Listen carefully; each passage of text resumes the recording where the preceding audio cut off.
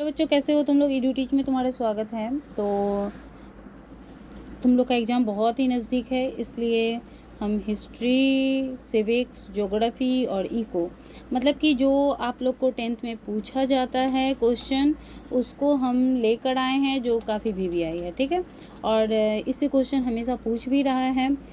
चलो, क्वेश्चन जो है हमारा भूस्खलन है। तो भूस्खलन क्या है सो बताओ तो। प्राकृतिक आपदा है, मानवीय आपदा है, सामान्य आपदा है, या इनमें से कोई नहीं है। इसको देख लेना, लगभग जितना क्वेश्चन है उसका जवाब देख लेना कि तुम्हारा कितना सही हो रहा है, और कमेंट करके ज़रूर बताना।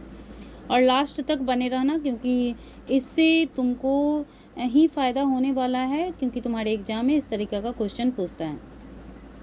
भूस्खलन है, प्राकृतिक आपदा है, मानवीय आपदा है, सामान्य आपदा है, या इनमें से कोई नहीं। देखो, तो मानव के द्वारा तो भूस्खलन होता नहीं है, सामान्य आपदा है नहीं, तो ये क्या आंसर हो जाएगा हमारा, भूस्खलन, प्राकृतिक आपदा।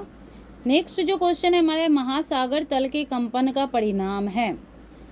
महासागर तल के कंपन का परिणाम है। तो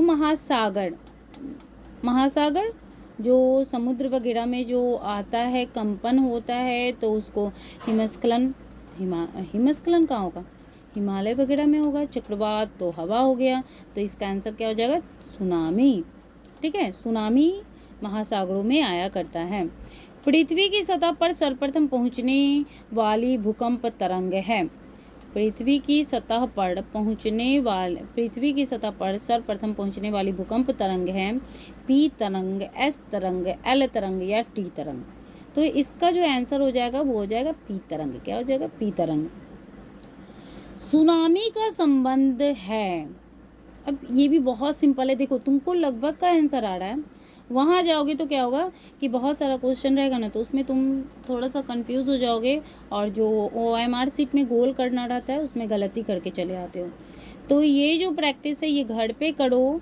OMR शीट ले लो, उसमें थोड़ा सा क्या करो, गोल गोल करके देखो कि तुम्हारा गलत हो रहा है या सही हो रहा है, और कितना मार्क्स आता है ये भी देखो। ठीक है, सुनामी का संबंध है असल से, समुद्र से, आसमान से। तो ऊपर देखियो कि महासागरों में ही सुनामी आता है, तो सुनामी स्थल में होगा नहीं, महासागर आसमान में होगा नहीं, तो क्या हो जाएगा, समुद्र में हो जाएगा। ठीक है, अब देखो नेक्स्ट जो है, उपभोक्ता अधिकार दिवस कब मनाया जाता है। उपभोक्ता अधिकार दिवस कब मनाया जाता है। तो उपभोक्ता अधिकार दिवस जो मनाया जाता है वो होता है 15 मार्च को। तो इसको तुमको याद करने का जरूरी है, ये तुमको कमेंट से मतलब इसमें तुम तुक्का नहीं मार सकते हो। वैश्वीकरण के मुख्य अंग कितने होते हैं। वैश्वीकरण के मुख्य अंग कितने होते हैं। वैश्वीकरण के मुख्य अंग 4 होते हैं।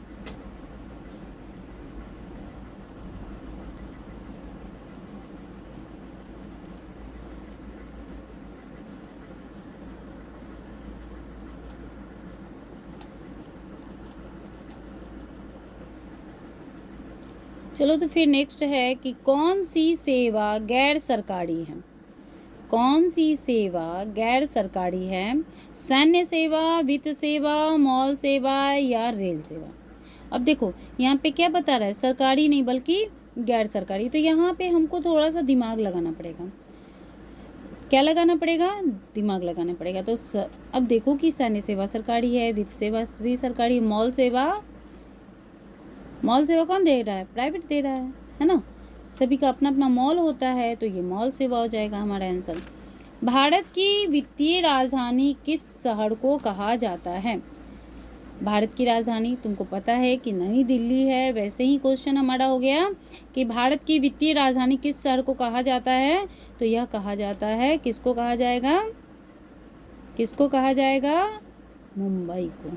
ठीक है, राजधानी कौन सा हो गया, दिल्ली हो गया। लेकिन वही है, जब क्वेश्चन पूछेगा वित्तीय राजधानी तो मुंबई हो जाएगा।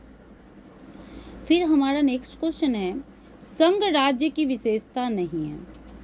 संघ राज्य की विशेषता नहीं है। तो संघ राज्य के लिखित संविधान है, शक्तियों का विभाजन है, इकहरी शासन व्यवस्था है, सर्वोच्च न्यायपालिका। तो संघ राज्य की विशेषता देखो, हमारे जो संविधान है वो लिखित तो है ही, शक्तियों का विभाजन भी है, इकहरी शासन व्यवस्था अपने भारत में नहीं है, तो क्या हो जाएगा, इकहरी शासन व्यवस्था। संघ सरकार का उदाहरण है, संघ सरकार का उदाहरण है अमेरिका, चीन, ब्रिटेन और इनमें से कोई नहीं, तो क्या हो जाएगा, अमेरिका। बिहार में संपूर्ण क्रांति का नेतृत्व निम्नलिखित में से किसने किया? बिहार में संपूर्ण क्रांति का नेतृत्व मोरारजी देसाई, नीतीश कुमार, इंदिरा गांधी और जयप्रकाश नारायण। क्या हो जाएगा, और जयप्रकाश नारायण। तो बिहार में संपूर्ण क्रांति का जो नारा है वो जयप्रकाश नारायण ने दिया था। ठीक है, चलो तो नेक्स्ट हम बता रहे हैं।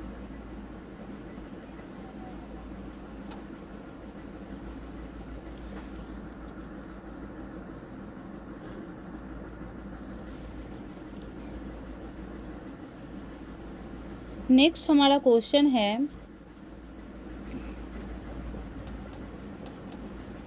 नेक्स्ट हमारा क्वेश्चन जो है वो है, लोकतांत्रिक व्यवस्थाओं ने निम्नांकित किस मुद्दे पर सफलता पाई है? लोकतांत्रिक व्यवस्थाओं ने निम्नांकित किस मुद्दे पर सफलता पाई है? पहली बात ये देख लो कि लोकतांत्रिक किसको कहा जाता है, तो जिसमें जनता का शासन होता है। किसमें? जिसमें जनता का ही शासन होता है। तो राजनीतिक असमानता को समाप्त कर दिया गया, लोगों के बीच टकराव को समाप्त कर दिया गया, बहुमत समूह और अल्प समूह के साथ एक जैसा व्यवहार करता है, समाज की आखिरी पंक्ति में खड़े लोगों के बीच आर्थिक पैमाना कर दिया गया है। तो इसका जो परफेक्ट आंसर हो जाएगा वो हमारा क्या हो जाएगा, राजनीतिक जो भी असमानता था इसमें क्या कर दिया गया, तो दूर कर दिया गया है। भारत में कोयले का सर्वप्रमुख उत्पादक राज्य कौन सा है?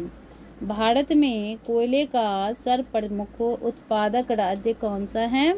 तो वो है हमारा क्या चीज है, झारखंड, है ना। क्या हो जाएगा हमारा आंसर, झारखंड। भारत का प्रथम लौह इस्पात उद्योग है, भारत का प्रथम लौह इस्पात उद्योग है, कौन सा होगा, बोलो तो, भारतीय लौह इस्पात कंपनी, टाटा लौह और इस्पात कंपनी, बोकारो स्टील प्लांट और विश्व सुरैया लौह और इस्पात प्लांट। कमेंट करो कि कौन सा आंसर होगा। चलो इसका आंसर हो जाएगा हमारा बी, भारत का प्रथम लौह इस्पात उद्योग टाटा लौह और इस्पात उद्योग है। ठीक है, चलो हमारा जो नेक्स्ट क्वेश्चन है वो है,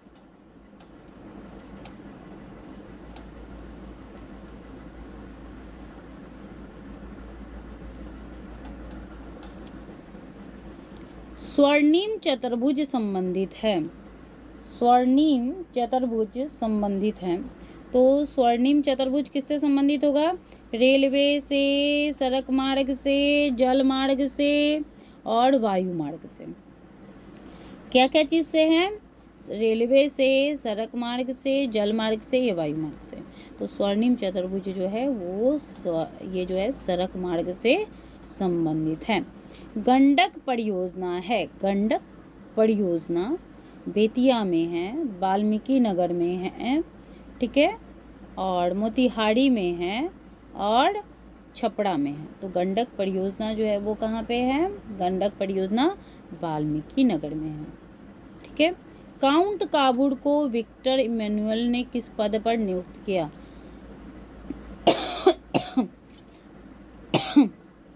सेनापति, फ्रांस में राजदूत, प्रधानमंत्री और गृह मंत्री।